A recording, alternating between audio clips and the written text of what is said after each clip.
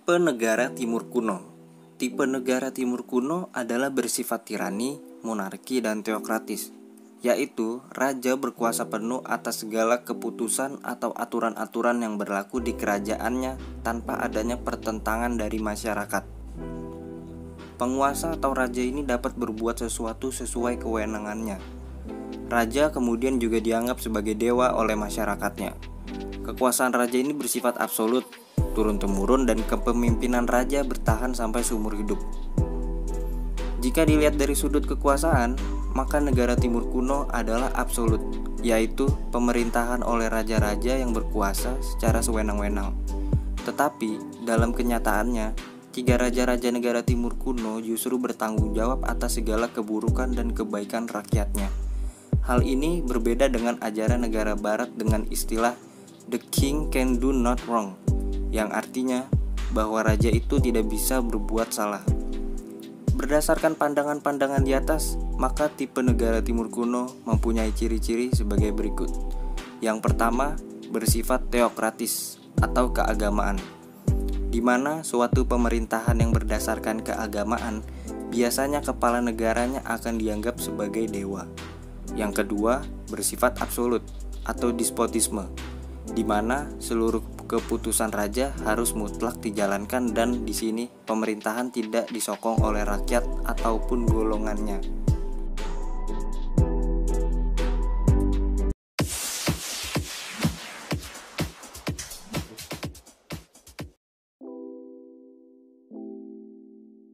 Saya Muhammad Firjawan akan menjelaskan tipe negara Yunani purba atau kuno.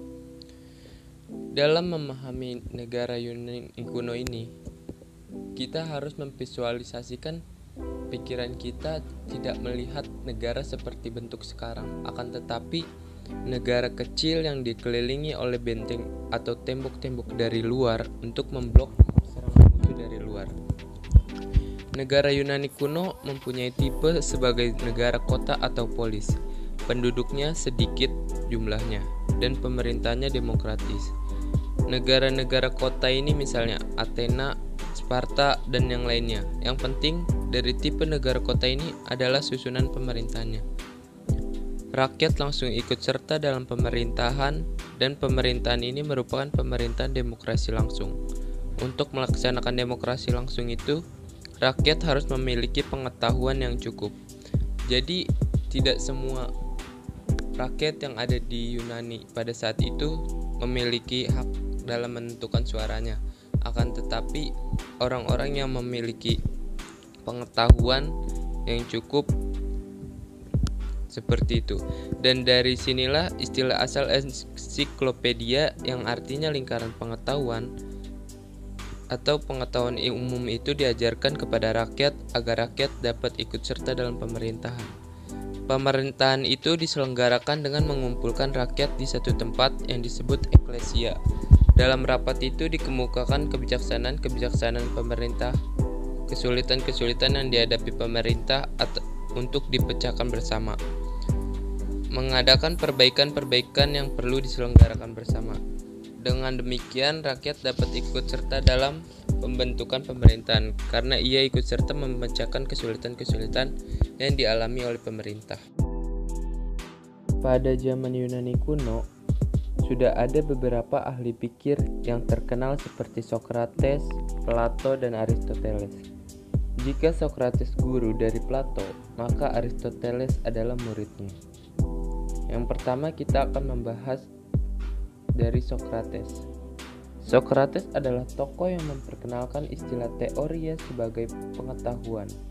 Menurutnya, tugas negara adalah mendidik warga negara dalam keutamaan yaitu memajukan kebahagiaan para warganya dan membuat jiwa mereka sebaik mungkin. Seseorang penguasa negara harus mempunyai pengertian tentang yang baik. Kemudian ada muridnya yaitu Plato, telah menulis dalam bukunya Politeia tentang bagaimanakah corak negara yang sebaiknya atau bentuk negara yang bagaimanakah sebagai negara yang ideal.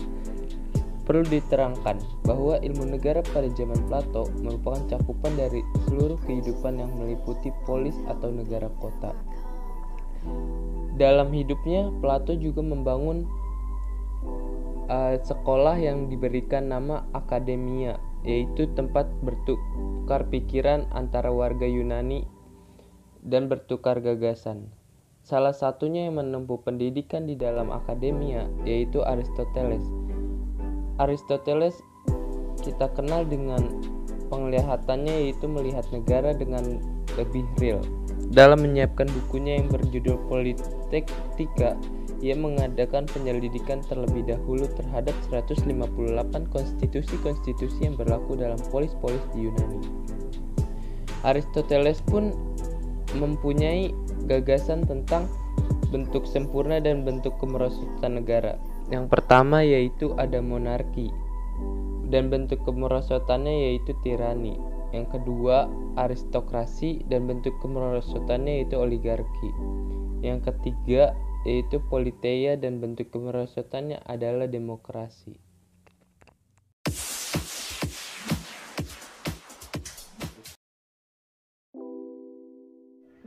Tipe negara Romawi kuno. Tipe negara Romawi kuno ini berbentuk monarki atau kerajaan. Pemerintahan monarki ini didampingi oleh sebuah badan perwakilan yang anggotanya hanya terdiri dari kaum ningrat saja. Pada waktu itu terdapat pertentangan antara kaum ningrat dengan rakyat jelata. Pertentangan tersebut kemudian diselesaikan melalui sebuah undang-undang yang terkenal dengan Undang-Undang 12 Meja. Dengan demikian, negara Romawi telah berubah dari bentuk kerajaan menjadi bentuk demokrasi. Lalu, tipe dari negara Romawi kuno ini bisa digambarkan sebagai imperium yang mempunyai wilayah yang luas sekali karena jajahannya. Pada saat itu, di Romawi terdapat suatu ajaran yang diperoleh dari bangsa Yunani. Kenapa? Karena pada waktu itu, Yunani merupakan termasuk wilayah jajahan Romawi. Ajaran yang dibawakan Yunani itu adalah demokrasi dan kedaulatan rakyat. Namun ajaran tersebut tidak berpengaruh terhadap susunan pemerintahan di Romawi, karena di Romawi yang ada hanya Caesar. Caesar mempunyai kekuasaan yang besar sekali dan dapat bertindak sekehendak hatinya, dan terkenal sebagai seorang tiran. Lalu ada paham Kaisarismus, yang berarti suatu paham di mana Kaisar menerima seluruh kekuasaan daripada rakyat berdasarkan kepercayaan rakyat kepadanya. Kekuasaan rakyat yang diserahkan kepada penguasa sifatnya tidak turun-menurun, dan setelah itu rakyat tidak dapat menyambut kembali. Hal inilah yang memberi alasan bagi penguasa untuk bertindak sebagai diktator. Lalu Caesar diangkat dan menjadikannya sebagai wakil rakyat yang bertindak atas nama dirinya, yang tertuang di dalam perjanjian yang bernama Lex Regia, yakni suatu undang-undang yang memberikan hak kepada Caesar untuk memerintah.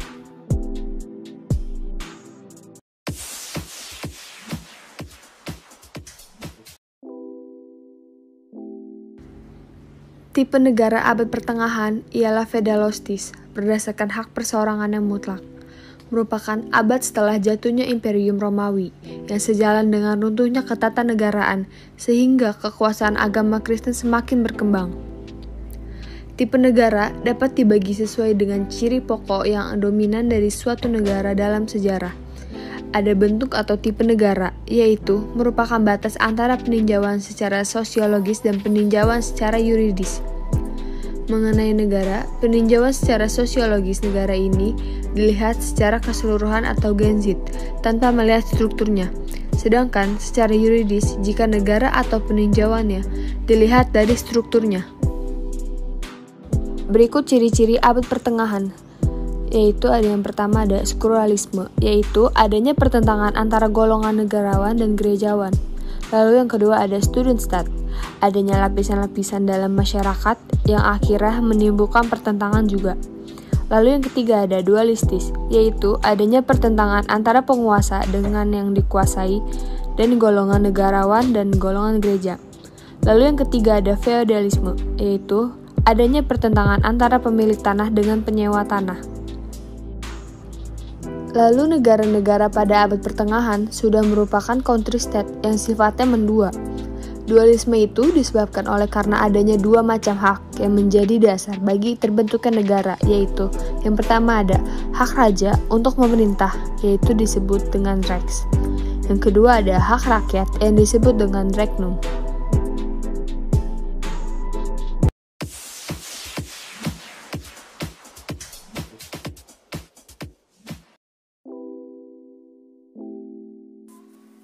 Tipe negara masa Renaissance. Masa Renaissance merupakan masa peralihan dari abad pertengahan ke zaman modern. Renaissance muncul berlandaskan pada pemikiran Yunani yang diperoleh Eropa dari orang-orang Islam dalam Perang Salib. Namun, akibat dari perang tersebut membuat bangsa-bangsa eks-Romawi berantakan dan terpecah-pecah. Keinginan untuk adanya kedamaian dan persatuan kembali muncul. Niccolo Machiavelli adalah pemikir yang melihat situasi saat itu sebagai pertentangan kekuatan. Sehingga untuk menciptakan persatuan, maka seorang pemimpin harus kuat dan menghalalkan segala cara. Dalam bukunya, Il Principe dikatakan bahwa pemimpin harus menjadi seekor kancil untuk mencari lubang jaring dan menjadi seekor singa untuk mengejutkan serigala. Sedangkan menurut Jacob Burckhardt, Renaissance merupakan paham yang menyelami manusia dan dunia. Ini berarti Renaissance dianggap sebagai masa individualistis.